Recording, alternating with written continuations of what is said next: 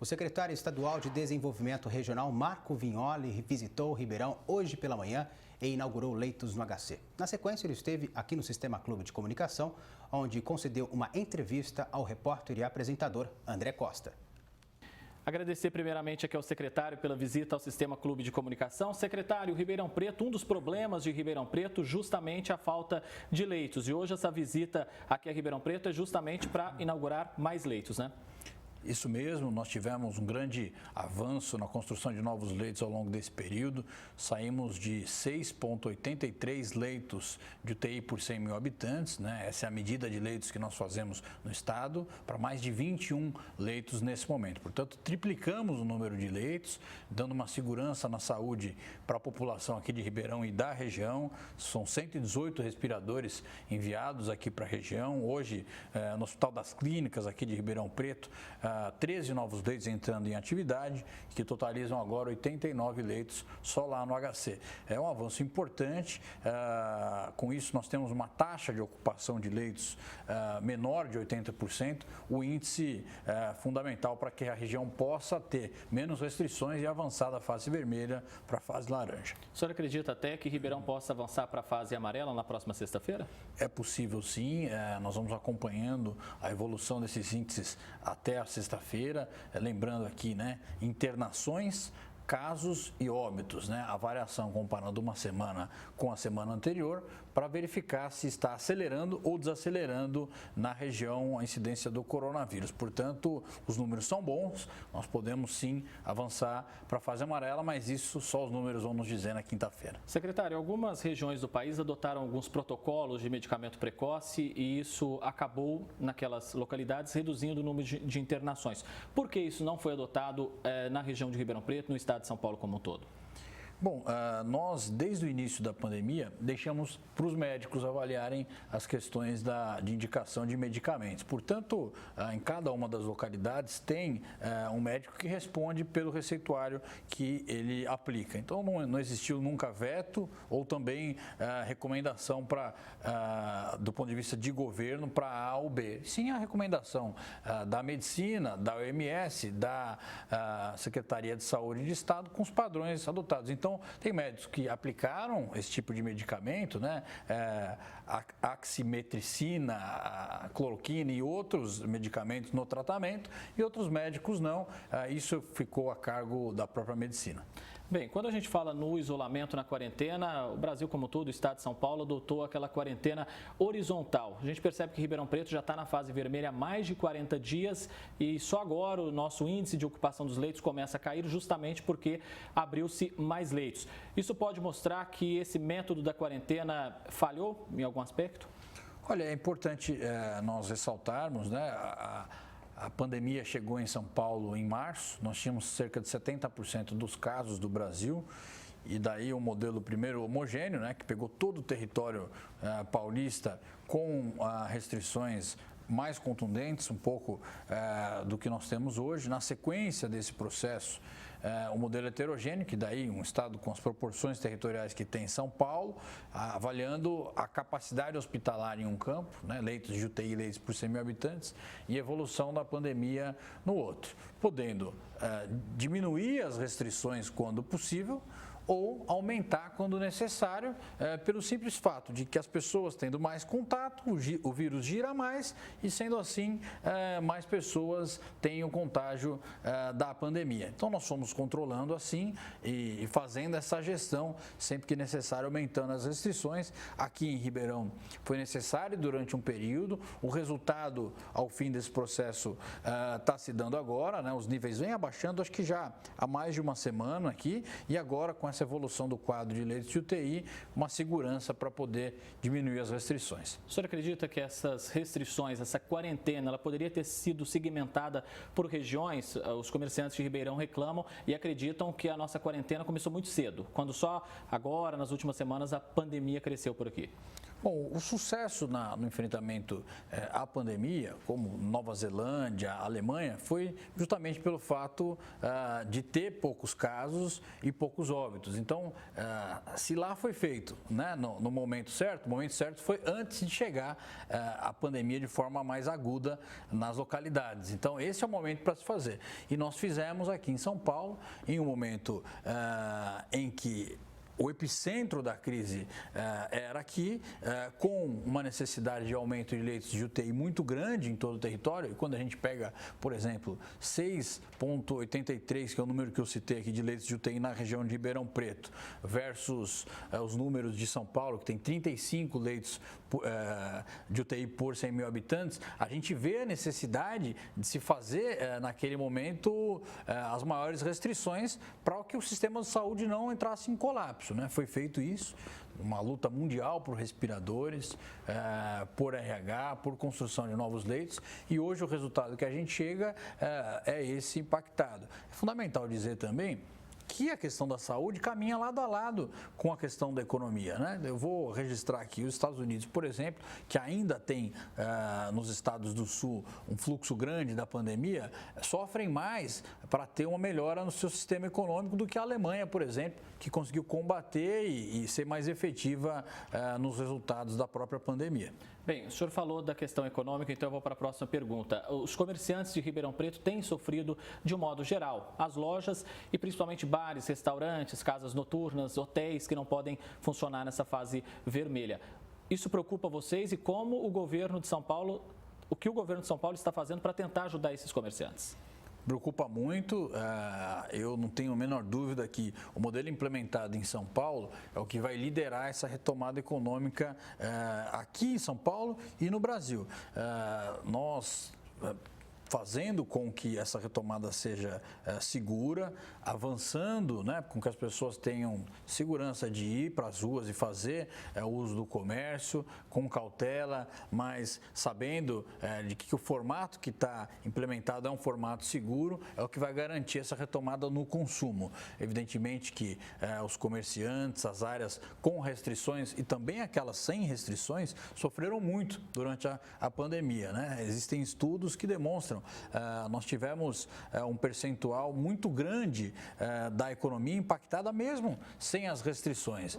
Portanto, a política de crédito que o governo faz através do Banco Desenvolve São Paulo e do Banco do Povo, foram mais de 650 milhões de reais em crédito para esse comerciante. É evidente que precisa de mais, né? O que nós temos de pedido, de pleitos para crédito é muito superior a isso e nós estamos avançando com mais linhas de financiamento. Isso vai ser uma crescente agora. Um plano chamado de Reset 21-22, que é um plano de atração de investimentos em todo o estado de São Paulo, para que a gente possa girar a economia. Nós assinamos a maior concessão de estrada aqui da história do estado de São Paulo no meio da pandemia, chamada Piracicaba Panorama. E muitas outras virão nesse momento, inclusive o aeroporto Leite Lopes, que está dentro desse nosso prognóstico de privatizações. Nós também vamos avançar com um programa de reforma do Estado de São Paulo que possa também diminuir o custeio da máquina pública e avançar com investimentos, gerando assim empregos. Secretário, o governo do Estado de São Paulo não deveria ter dado mais autonomia para os prefeitos tomarem decisões, assim como aconteceu lá em Minas Gerais? Bom, nós temos uma grande questão posta no combate a uma pandemia.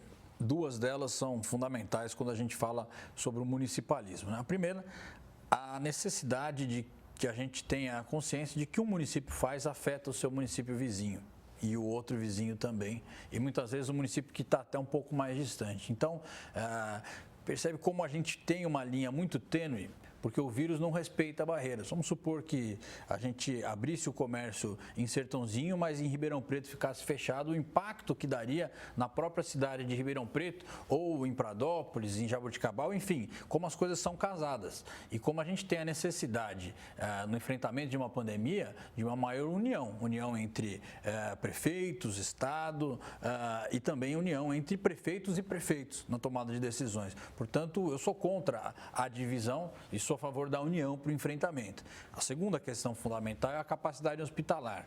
Os leitos, muitas vezes, que estão aqui em Ribeirão Preto, eles são leitos que estão num sistema do estado que chama CROSS, é um sistema de regulação regional. Esses leitos estão aqui, mas são leitos regionais, que contemplam toda uma população da região. Nós não temos leito de UTI em mais de metade do estado. Então, como se ter uma segurança na capacidade hospitalar de municípios que não têm nenhum leito de UTI? Então, esse trato da gestão do SUS, da capacidade hospitalar de um município e da região também é conjunto. Então, essas duas dinâmicas nos dizem que o trato tem que ser sim com autonomia naquilo que é possível, mas também com a consciência de que perante uma pandemia, a união é uma premissa básica do enfrentamento.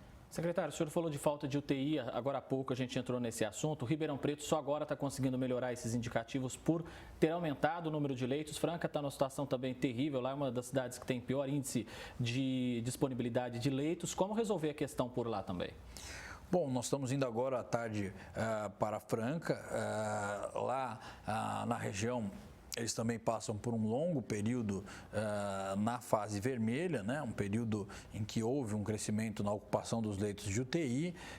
Nós trabalhamos no município de Franca com um crescimento de leitos naquela localidade.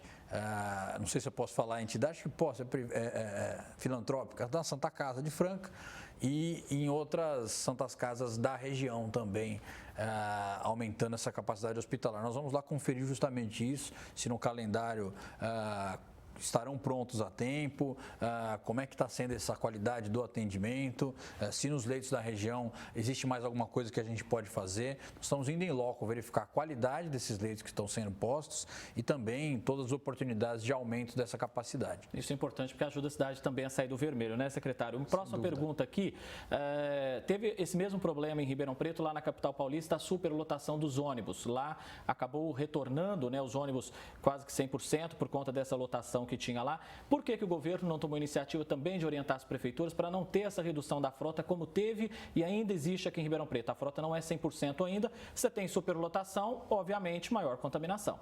Sem dúvida. Bom, nós passamos logo no início da pandemia essa orientação, evidentemente que envolve recursos da própria município, subsídio na questão dos ônibus. Muitos municípios já têm sofrido muito com a questão de arrecadação e recursos para custear o subsídio, muitas vezes, do transporte público, mas é uma orientação nossa sim, nós não podemos ter a superlotação em ônibus, nós estamos chamando aí de um novo normal, mas o transporte público talvez seja um dos principais desafios do combate à pandemia, né? O mundo inteiro tem enfrentado isso. Como a gente ter compatibilizado a necessidade das pessoas de utilizarem um transporte público e as questões sanitárias adequadas respeitadas nessa utilização. Nós vamos fazer horários alternados, nós vamos ter espaçamento, de que forma faz esse espaçamento se os ônibus estão sempre lotados. Então, esse é uma questão que o mundo inteiro está tentando resolver e nós vamos ter que avançar ao longo desse próximo período, que mesmo com a vacina recebe uma dinâmica de novos cuidados sanitários no mundo, né? Vignoli, os municípios receberam grandes repasses, tanto do governo federal quanto do governo estadual, para o enfrentamento da Covid-19, só Ribeirão mais de 76 milhões. Mas a gente percebe que não foi aberto nenhum hospital de campanha, ainda há relatos de falta de alguns medicamentos, enfim, também de leitos, só agora a situação vem sendo resolvida para reforçar aqui. Faltou um planejamento, um bom uso desse dinheiro, nós poderíamos estar vivendo dias melhores por aqui? Bom, nós repassamos cerca de 310 milhões de reais de custeio para os municípios do estado de São Paulo. Aqui na região de Ribeirão, se não me engano, um pouco mais de 5 milhões. O município recebeu um aporte importante nesse quesito e utilizou tanto para pagamento de pessoal, quanto para compra de insumos. Eu acredito que é um grande desafio para os gestores públicos nesse momento. O enfrentamento ao Covid-19, fica difícil eu opinar aqui sobre o modelo de gestão do município A ou B, se fez aquilo que é certo ou aquilo que é correto no meio da pandemia. Mas acho que ao final disso tudo, a história vai nos dizer os gestores que agiram corretamente, que conseguiram produzir um trabalho responsável ao longo desse processo. Pelo que eu tenho acompanhado, o Duarte tem feito. Vignoli, eu acompanhei a coletiva agora há pouco de vocês também lá no Hospital das Clínicas. A pandemia em Ribeirão Preto dá indícios de que pode estar passando. A pandemia em Ribeirão Preto tem sinais de melhora muito claros, né? Seja na redução das taxas de casos, internações ou óbitos, e também na ocupação de leitos de UTI, seja por essa redução de internações, então os leitos começam a ter uma menor ocupação, e também pela criação de novos leitos, uma crescente muito grande que também colabora para isso. As expectativas são as melhores possíveis. É isso que a gente torce, né? Secretário Marco Vignoli, secretário do Desenvolvimento Regional do Estado, muito obrigado pela sua entrevista aqui no Jornal da Clube. Eu que agradeço, um grande abraço.